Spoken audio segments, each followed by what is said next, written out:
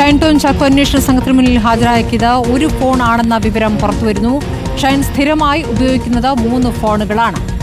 SS Sharan വിവരങ്ങളുമായി. Sharan, 3 phone ഉപയോഗിക്കുന്ന ഷൈൻ ടോം ചാക്കോ ഒരൊറ്റ ഫോൺ മാത്രം പോലീസ് മുമ്പാകെ എത്തിക്കുന്നു. അപ്പോൾ അതിൽ തെളിവുകൾ ഉണ്ടാകാനുള്ള സാധ്യത കുറവല്ലേ?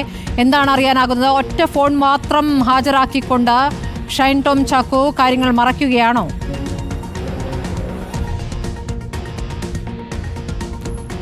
സ്മൃതി, അത്തരത്തിലൊരു സംശയം പോലീസിനുണ്ട്. അതിൽ കൂടി വ്യക്തത വരുത്താനുള്ള ചോദ്യം ചെയ്യൽ ഇപ്പോൾ നടന്നുകൊണ്ടിരിക്കുകയാണ്. ഈ ഘട്ടത്തിൽ ലഭിക്കുന്ന ഏറ്റവും പ്രധാനപ്പെട്ട വിവരം എന്ന് പറയുന്നത് 3 ഫോണുകളാണ് ഷൈനിനുള്ളത്. പക്ഷേ അതിൽ ഒരു ഫോൺ മാത്രമേ ഹാജരാക്കിയിട്ടുള്ളൂ എന്നുള്ളതാണ്. നേരത്തെ തന്നെ പോലീസ് നോട്ടീസ് നൽകുന്നതിനൊപ്പം കൃത്യമായ ഡയറക്ഷൻ ഷൈനിന് നൽകിയിരുന്നതാണ്. ഉപയോഗിക്കുന്ന ഫോൺ എത്തിക്കണം, ഹാജരാക്കണം എന്നുള്ള നിർദ്ദേശം നൽകിയിരുന്നു. അതിൻ്റെ അടിസ്ഥാനത്തിലാണ് ഒരു ഫോൺ ഹാജരാക്കിയത്. പക്ഷേ പോലീസ് പറയുന്നത് 3 ഫോണുകൾ ഷൈൻ്റെ പക്കലുണ്ട്. ഷൈൻ സ്ഥിരമായി ഉപയോഗിക്കുന്നത് 3 ഫോണുകളാണെന്നുള്ളതാണ്. അതിൽ ഒരു ഫോൺ മാത്രമാണ് ഇപ്പോൾ ഇവിടെ എത്തിയിരിക്കുന്നത്. ആ ഫോണിലെ GPay വിവരങ്ങൾ, ഒപ്പം തന്നെ കോള്, വാട്സപ്പ് ചാറ്റ് അടക്കമുള്ള എല്ലാ കാര്യങ്ങളും പോലീസ് വിശദമായി തന്നെ പരിശോധിക്കുന്നുണ്ട്. പക്ഷേ സ്ഥിരമായി ഇടപാടുകൾ നടത്തുന്നത് മറ്റ് ഫോണുകളിലാണോ എന്നുള്ളൊരു സംശയം കൂടിയാണ് ഇപ്പോൾ പോലീസിന് ഉള്ളത്. അതിൽ പരിശോധിച്ചതിൽ നിന്നും പ്രത്യേകിച്ചൊന്നും കിട്ടിയിട്ടില്ല എന്നുള്ളതാണ് നമുക്ക് മനസ്സിലാക്കാൻ കഴിഞ്ഞിരിക്കുന്നത്. അപ്പോൾ സ്വാഭാവികമായിട്ടും പോലീസിനെ സംബന്ധിച്ച് സംശയമായി ഉയരുന്നത് മറ്റ് 2 ഫോണുകളുണ്ട്.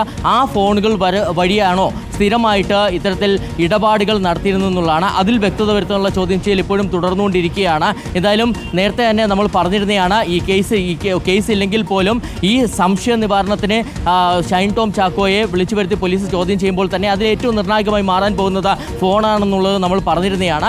ആ ഫോൺ കേന്ദ്രീകരിച്ചുള്ള പരിശോധനകൾ ഇപ്പോൾ പോലീസിൻ്റെ ഭാഗത്തുനിന്ന് തുടരുന്നു. അതിനിടയിലാണ് വളരെ പ്രധാനപ്പെട്ട വിവരം ഇപ്പോൾ നമുക്ക് പോലീസിൽ നിന്ന് ലഭ്യമായിരിക്കുന്നത്. 3 ഫോണുകൾ ഉണ്ടായിരുന്നിട്ട് പോലും ഒരു ഫോൺ മാത്രമാണ് ഹാജരാക്കിയിരിക്കുന്നത്. അതുകൊണ്ട് തന്നെ സ്ഥിരമായി ഇടപാടുകൾ നടത്തുന്ന ഫോൺ തന്നെയാണോ ഹാജരാക്കിയിരിക്കുന്നത് എന്നുള്ള സംശയമാണ് ഉള്ളത്. സ്വാഭാവികമായിട്ടും മറ്റ് ഫോണുകൾ, അതായത് ഈ ഫോണിൽ കാര്യമായ വിവരങ്ങളൊന്നും തന്നെ ലഭിച്ചില്ല എന്നുണ്ടെങ്കിൽ പോലീസ് ഈ ഫോണ് ഫോറൻസിക് പരിശോധനയ്ക്ക് അയക്കുന്ന ഒരു സാഹചര്യം ഉണ്ടാകും. ഇതോടൊപ്പം തന്നെയാണ് മറ്റ് 2 ഫോണുകൾ കൂടി ഹാജരാകാനുള്ളൊരു നിർദ്ദേശം നൽകിക്കൊണ്ടായിരിക്കും ഷൈൻ ടോം ചാക്കോയെ വിട്ടയക്കാനുള്ള സാധ്യതയും നിലനിൽക്കുന്നത്. മറ്റ് ഫോണുകൾ കൂടി കേന്ദ്രീകരിച്ചുള്ള പരിശോധന ഈ ഘട്ടത്തിൽ ഉണ്ടാകുമെന്നുള്ള കാര്യത്തിൽ ഒരു സംശയവുമില്ല എന്നുള്ളതാണ്. അതായത് ഈ ചോദ്യം ചെയ്യലിന് ശേഷമായാലും മറ്റ് 2 ഫോണുകളെ കേന്ദ്രീകരിച്ചുള്ള അന്വേഷണത്തിലേക്ക് കൂടി പോലീസ് നീങ്ങുമെന്നാണ് ഇപ്പോൾ മനസ്സിലാക്കാൻ കഴിയുന്നത്.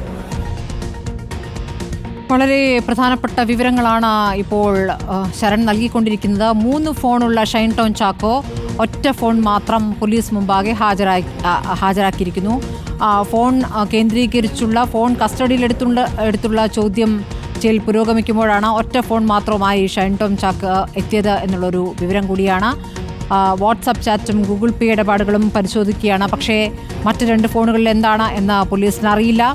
അത് ഹാജരാക്കിയിട്ടില്ല എന്നുള്ളതാണ്. ശരൺ, അപ്പോൾ ബാക്കി 2 ഫോണുകൾ കൂടി ഹാജരാക്കാൻ ഷൈൻ ടോം ചാക്കോയോട് ആവശ്യപ്പെടുമോ? അത്തരം വിവരങ്ങൾ കൂടി നമുക്ക് ലഭിക്കുന്നുണ്ടോ?